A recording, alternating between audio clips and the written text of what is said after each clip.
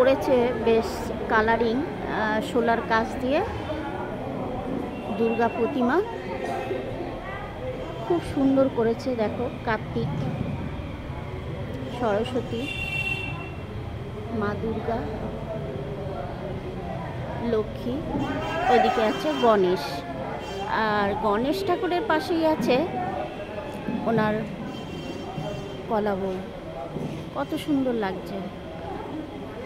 আর trophy কবে পেয়েছে জানি না আমি, তো বেশ ভালো লাগলো। আর প্যান্ডেলটাও ভালোই করেছে, মোটামুটি খারাপ করেনি, বেশ সুন্দর করেছে।